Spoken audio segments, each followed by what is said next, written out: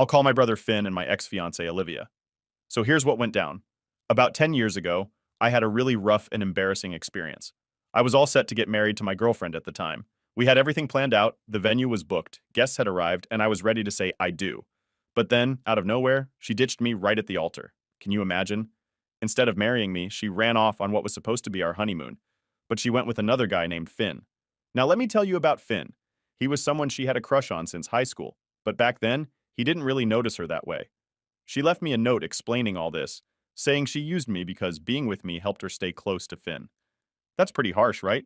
In her note, she did say that at one point she really did love me, but things changed for her after she and Finn ended up spending a night together, and they had a bit too much to drink. After that night, she believed that she and Finn were truly meant for each other, like soulmates. This whole thing knocked me down pretty hard. For about a year, I was a total mess. It was really hard to move on because I kept remembering that day. The image of her mom crying as she handed me the note, and the shocked and pitying looks from everyone who came to our wedding. Those memories just kept pulling me back every time I thought I was getting better. But, time has a way of healing wounds. Gradually, I began to heal and put that day behind me. I decided that I wanted nothing to do with Finn, and I cut off all communication with him and her. I haven't spoken to either of them for 10 years now. In the beginning, my family didn't tell me that they were still in touch with Finn, but after a couple of years, they finally told me everything. They sat me down one day and explained that she was pregnant and Finn was going to marry her.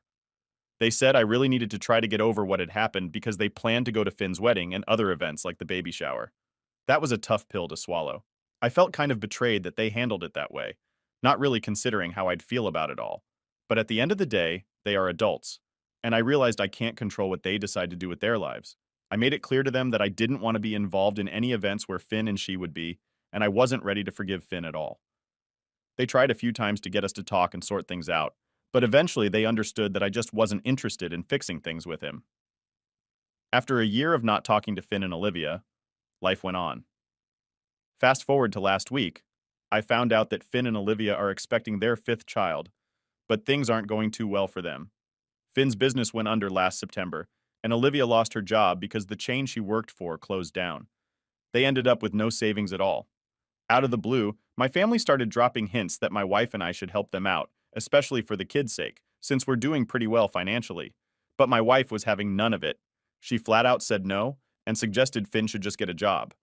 After that, we just left the conversation there. A little while later, I got a call from a number I didn't recognize. I had a hunch it might be them, but I picked up anyway. The moment I said hello, Finn and Olivia both started going off on me.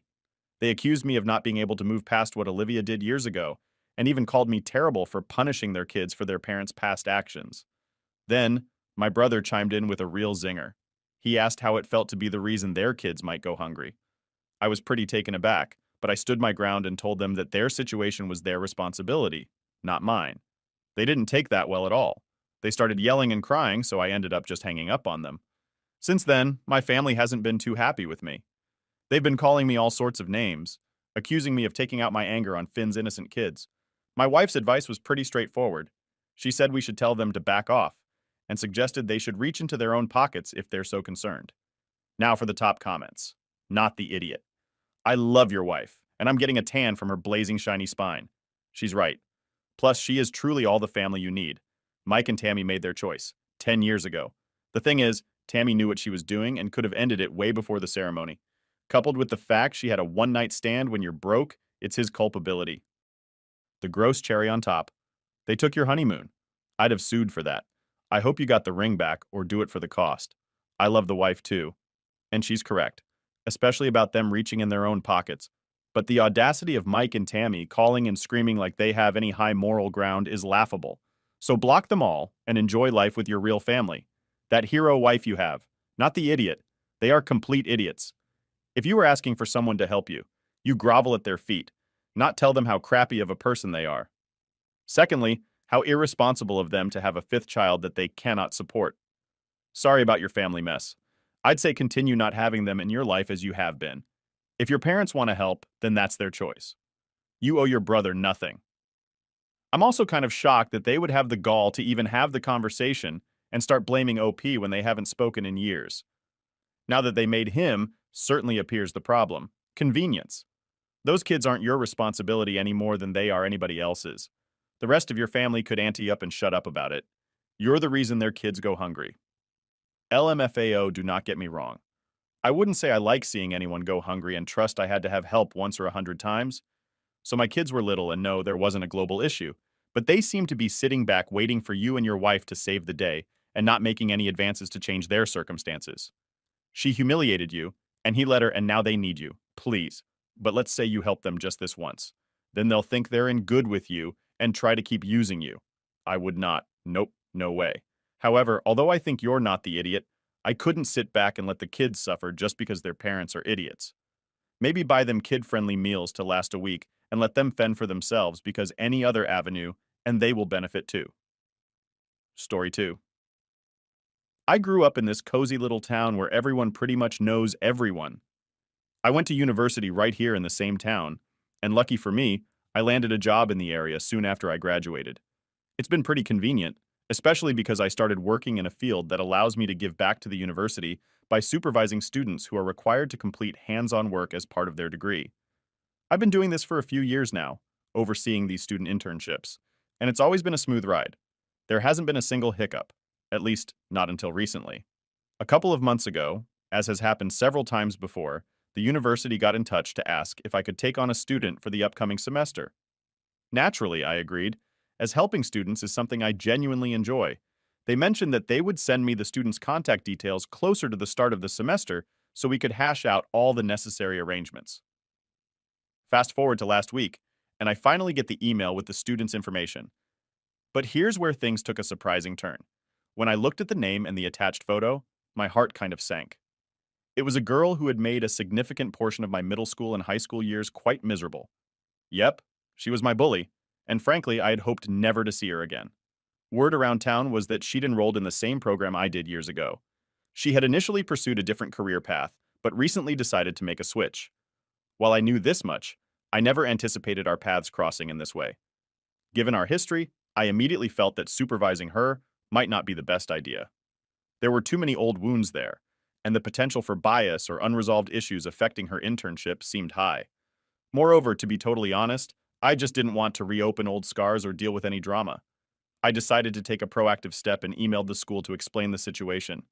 I told them that I knew her personally and that I thought it might not be wise for me to be the one overseeing her internship.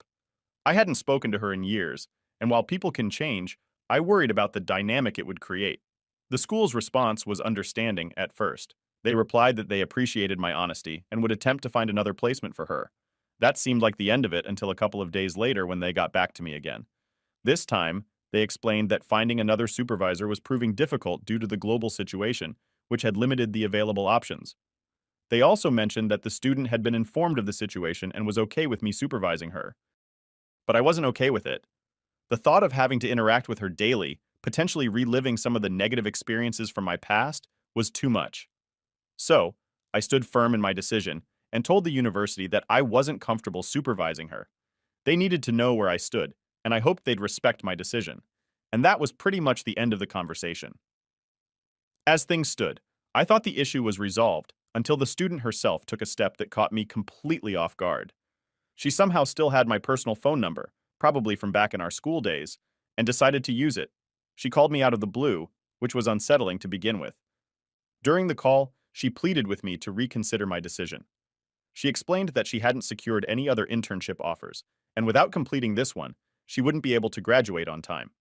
Although this wasn't her final internship, not having it would delay her graduation by a semester. She sounded desperate, but I maintained that it wasn't appropriate for me to supervise her, given our history. Her response took a sharp turn. She accused me of being unfair, highlighting that we hadn't spoken in years, as if the past could just be erased. I stayed firm in my decision during the call, and we eventually hung up. What followed was a series of angry texts from her. One of them struck a particularly harsh note, saying, "This is why no one liked you in high school." After a barrage of such messages, her tone shifted back to pleading. Despite the emotional roller coaster she put me through, I chose not to respond to any of her messages. This whole situation left me feeling quite conflicted. Part of me wondered if I was indeed being too harsh, questioning whether I should just let bygones be bygones and help her out. But another part felt justified in protecting my emotional well-being from potentially stressful and unpleasant interactions. The echoes of our past interactions, especially the hurtful comments she used to throw my way, aren't easy to forget. Now, with her latest outburst, it seemed clear that the dynamics might still be problematic. I found myself pondering whether standing my ground was the right choice, or if I was somehow being the idiot here for not just brushing it all off and supervising her. It's a tough spot to be in, especially when you start to second guess your own feelings and decisions based on someone else's desperate situation. Am I the idiot? Now for the top comments. Not the idiot. This girl clearly has the emotional intelligence of a stick of butter in your place. I might have at least considered supervising her if I'd gotten a sincere apology for what happened in high school. But that doesn't even seem to have occurred to her. Throwing it in your face and then going back to pleading is particularly baffling. The unprofessional text served only to confirm it. Karma's a wit, not the idiot. You did everything professionally and above board. You do not need to sacrifice your password for history to assist her in graduating. The university is correct. She can be okay with you. But you also have the right to not be okay with her in a supervisory role. Pass the text along to your university so they have this on record just in case. As her behavior shows, she will escalate this document. Everything. You do not feel bad. Not the idiot. Honestly, I'm pretty shocked she contacted you on your personal phone, and the fact she brought your school years into this means she knows exactly what the issue is. I'd also let her course know she contacted you, by the way. They should speak to her before she does an internship in the future. Well, she pretty much proved you made the right decision. If you'd given her less than a stellar evaluation, if you'd given her any negative feedback, anything at all, she'd have gone off on you and blamed you for her deficiencies. You are not wrong, Hiroki, and keep all her correspondence. Screenshot the text. Retain all this for when she inevitably reports you for sabotaging her academic career out of personal malice. Story 3. So, I'm a 25-year-old woman who loves sewing. It's not my actual job, but I've made some pretty cool clothes over the years, like 3 wedding dresses and a few dresses for graduation ceremonies. Sewing is more of a serious hobby for me. Now I have this friend named Karina, who's 26. She's getting married soon, and she asked me if I could make her wedding dress. I thought that was a cool idea, so I agreed, but I told her I'd only cover the cost of the materials if they weren't too fancy or rare. She would need to pay me a bit for each hour I spent working on the dress, because making a dress takes a lot of time and effort. You know? Karina wasn't super happy about having to pay, but she agreed. That was 3 months ago. Even then, I felt like something might go wrong. I had this funny feeling in my stomach. Looking back, I really should have trusted that feeling because things got pretty wild. Karina turned out to be really tough to work with. Honestly, she's been one of the most difficult people I've ever had to deal with, and I used to work in retail, where you meet all sorts of challenging customers. Here's what happened. Karina kept changing her mind about everything. First, it was the fabric, then the shape of the dress, then the little details, and finally the whole design of the dress. And every time she changed her mind, it meant more work for me. But it wasn't just the changes. Karina started asking for really expensive materials. She kept saying she has really good taste and everything needs to be perfect for her big day. But honestly, it felt like she was just being super picky and kind of bossy. Then came the last straw. She decided she wanted Swarovski crystals on her dress. Swarovski crystals are super fancy and expensive, and adding them to a dress is a lot of extra work. So, yeah, making this dress has turned into a huge project, way bigger than I expected. It's been stressful and a lot to handle, especially when your friend keeps asking for more and more, and you just want to make her happy for her wedding day. But it's tough when it feels like she doesn't understand all the effort that goes into making a dress just right. So, after Karina asked for the whole dress to be covered in Swarovski crystals, I was really shocked. Those crystals are super expensive, and I definitely wasn't going to pay for all of that. When she told me this over text, I just laughed because it sounded so outrageous. I texted her back firmly, telling her there was no way I could cover the cost of those crystals. That's when I decided that enough was enough. I sent her a message that I think was pretty fair, considering everything. I said something like, Karina, I value our friendship, but it's been really hard to work with you on this dress. Your requests are too much, and it feels like you're using me. So, I'm going to have to stop working on your dress now. I'll send you a bill for the work I've already done, and once you pay, you can pick up the dress. Karina didn't take that well. She texted back saying she shouldn't have to pay anything because I was the one backing out of our deal. I stood my ground, though, and told her no payment meant no dress. It turns out her wedding is only a month away, and she's been panicking, posting on social media about looking for secondhand dresses or rental options. This makes me think she really was hoping I'd just give her the dress for free from the start. Now, I feel pretty bad about how everything turned out. Everyone I've talked to thinks I made a silly move, but also that Karina kind of brought it on herself with her demands. I'm torn. Part of me wants to just finish the dress in a simpler way and give it to her as a gift, but I'm not sure what to do. It's a tricky situation because I want to be kind, but I also don't want to feel pushed around. It's tough when friendships and big projects like a wedding dress mix together. Things can get really complicated. Now for the top comments. She wanted us for a Roski, crystal encrusted dress. Sweet baby Jesus. I used to use them a bit and beating only a bit because they are pretty stupidly expensive. I don't even want to think about how much it would cost to buy enough of them to cover an entire wedding dress. Not to mention the work involved in sewing them all on. You are not the idiot. She can go to the store and buy a dress in a month. So don't put yourself out anymore for this person. Not the idiot Bridezilla never intended to pay you a dime. Lesson for you. You didn't limit material cost. Not too expensive is extremely subjective. Do not back down on no money, no dress. I would go ahead and finish it and put a fair price tag on it. Then if she wants it, she can pay for it. If not, sell it cheap online so another bride can take it and have it fitted and altered as needed for herself, not the idiot. Listen, if she does need that dress, she'll pay for it. If she doesn't, it means she knows she can't afford it and was all too happy to put it on your tab. This is like offering to buy your friends lunch, so they purposefully order the lobster tail and their most expensive bottle of wine. Screw these people. Story 4. I remember it like it was yesterday. I was just a kid coming home from school, expecting everything to be normal, but it wasn't. My dad, who had been a big part of my life up until then, had left. Just like that, no goodbye, no explanation, nothing. I was left all alone, feeling abandoned and confused. Luckily, my grandma, who was actually my dad's mom, stepped in. She took care of me and helped fill that empty space my dad left. Fast forward to a few weeks ago, my grandma passed away. It was a sad time, and at her funeral I saw my dad for the first time in 14 years. It was awkward and uncomfortable seeing him after all these years, especially under such sad circumstances. After the funeral, we all gathered to hear what was in my grandma's will. Turns out she left me her property, her house, some land, and a few other things. I was touched that she thought of me, but this really upset my dad. He couldn't believe it. He started arguing right there that he deserved the property because she was his mother first. He said it was unfair that I got everything and he got nothing. Since then, my dad has been on a mission. He's been contacting me, trying to convince me to give him the property.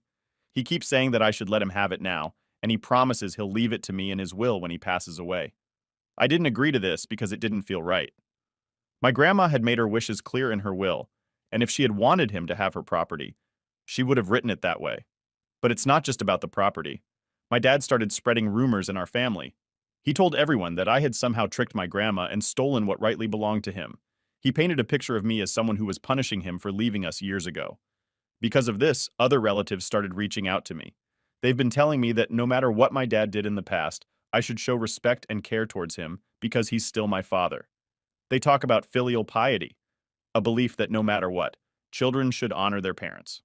They say that being kind to him, even if he wasn't kind to me, is what makes a good daughter. These conversations and the constant pressure are really tough to handle. Everyone seems to have an opinion about what I should do, and it feels like they're all siding with him without understanding the whole situation. I'm trying to hold on to what I believe is right, but it's getting harder every day with the mounting pressure and the feeling that maybe I'm the one in the wrong here. So that's everything that's been going on. It's a lot to deal with, and I'm still trying to sort through my feelings and decide the best way to handle everything. Am I the idiot? Now for the top comments. You are not the idiot. You owe your father nothing for walking out on you. Don't even engage with him. Block his number if you have to. If he attempts to confront you in person, walk away. Put all your relatives on blast and tell them that the matter has been decided, that you're keeping the house, and that you will block anyone who attempts to continue discussing the topic. A fire can't burn without oxygen, so starve this issue of all its fuel. Being good to my father, even if he isn't good to me, is what makes a good daughter. Why would you want to be a good daughter in these circumstances? It sounds like you hardly know him. Not the idiot. Stay strong. And by the way, this is not what stealing is. Unless you can steal from yourself, I'd be interested in knowing if, in addition to help keep in the house, they could report the abandonment to CPS and file 4 years of child support that are owed. Even if you had suggested that your grandmother disinherit your father for abandoning you, you would not be the idiot. Your grandmother left her house to you because she wanted you to have it. End of story. Your father must have had little contact with your grandmother in the past 14 years. If she raised you and you didn't see him again until the funeral, is to have to abandon his responsibility to you meant that she ended up taking over. There is zero chance of you inheriting the house when your father dies. If he doesn't sell it and squander the money, it'll be left to a love interest or beer buddy or something. Keep your house. The woman who parented you wanted you to have it. Story 5. So, I have twin kids who are young teenagers, and things have been a bit messy at home lately. My wife, well, soon to be ex wife, and I are getting a divorce. Here's the scoop. I found out that she had been cheating on me with our gardener for quite a few years. It's a big deal because we had a deal when we got married, called a prenup, that said if one of us cheated, the other would get to keep our house, most of our money, and be the main person the kids live with. But here's the twist. I don't really have the kind of proof I'd need to show in court about her and the gardener. However, she also lost her job because she was caught sleeping with her boss, and I do have proof of that, which I can use in court. Now, our son has been asking questions like if his mom did something wrong and why we're splitting up. I've been trying to keep things simple and not badmouth their mom. I usually say things like, Mom and Dad both love you a lot. We just can't get along as well as we used to, but we're going to do our best to make things okay for you guys. Despite this, I won't lie, I'm pretty upset. What she did was really wrong, but I keep reminding myself and the kids that she's still their mom. One day, my daughter told me that Mom said I was controlling and manipulative, and that's why we were splitting up. She thought I was stopping her mom from doing things she wanted to do. That's when I decided I needed to tell them a bit more about what was going on, like her cheating and how she was spending a lot of our money on fancy clothes like Gucci, even when we needed that money for important stuff like school fees and our bills. I explained that I wasn't trying to control her. I even admitted where I could have been a better husband, but the truth needed to be out there because the kids were getting the wrong idea. Now my ex is furious. She says I turned the kids against her, making them think badly of her. My son even confronted her about her cheating. She blamed me for ruining how the kids see her. I told her that it was the result of her own actions. So yeah, that's what's been going on. It's a lot to handle, especially trying to be honest with the kids while protecting them at the same time. Am I the idiot? Now for the top comments. Not the idiot. Your kids are old enough to understand the truth and the repercussions of said truth. They deserve to know the truth. It's not fair that she gets to smear you with lies, but you have to keep the truth secret.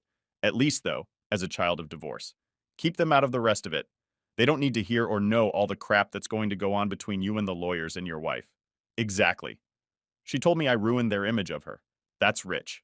For her to complain about ruining her image when he told the truth, while at the same time she had no problem telling lies to the kids.